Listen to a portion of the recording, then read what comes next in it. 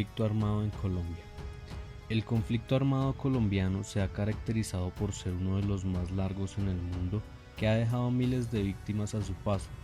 La búsqueda de la paz ha sido en diferentes momentos y escenarios históricos. Colombia, en la década de los 40, bajo el mandato del conservador Mariano Ospina, inicia su trayectoria en el conflicto y la violencia bipartidista, pues conservadores y liberales aportaban a la violencia. Por su parte, los conservadores abusaban del poder y los liberales se armaban para defenderse.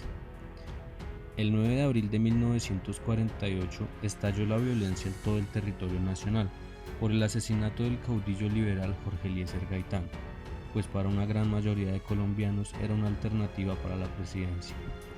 El hecho generó gran cantidad de disturbios a lo largo del país, incluso medios de comunicación y policías liberales se unieron a lo que llamarían la revolución, pero lo único que se logró fue la violencia y el asesinato de miles de personas por parte de las fuerzas militares. Muchos pueblos fueron afectados, por lo que se vieron en la necesidad de crear fosas comunes para los caídos.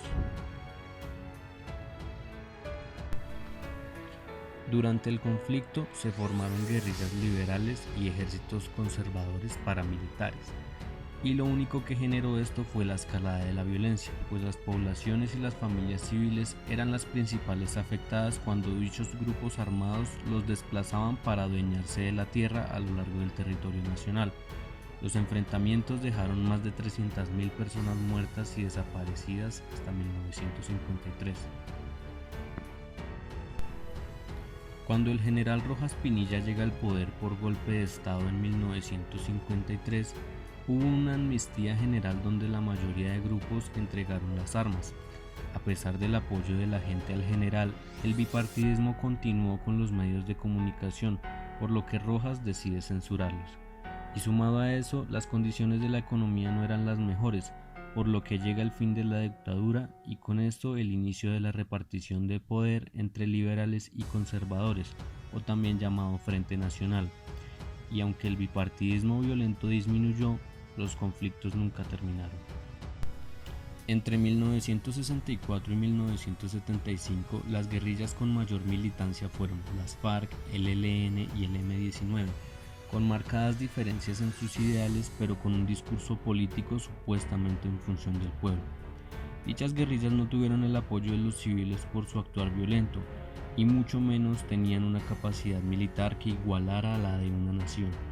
Pero con la llegada del narcotráfico, estos grupos armados, tanto paramilitares como guerrillas, pudieron financiarse haciendo uso de la tierra de los campesinos para los cultivos ilícitos, fortaleciéndose así territorial y militarmente. En 1982, mientras el Estado entablaba diálogos con algunas guerrillas, las FARC se fortalecían por medio de la cocaína y los secuestros a oligarcas, y por otra parte los paramilitares, financiados por narcotraficantes, empresarios y militares, asesinaban políticos de izquierda.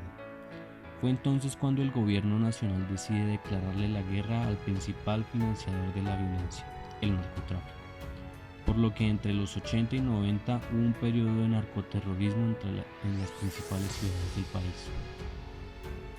Después de la muerte del narcotraficante Pablo Escobar, los carteles de droga volvieron a un segundo plano y las guerrillas volvieron a ser objetivo militar.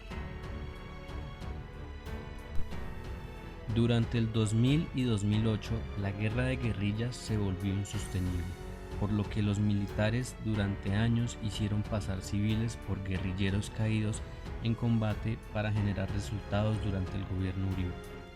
Posteriormente, la iniciativa de los diálogos de paz con las FARC se dio en el segundo gobierno Santos.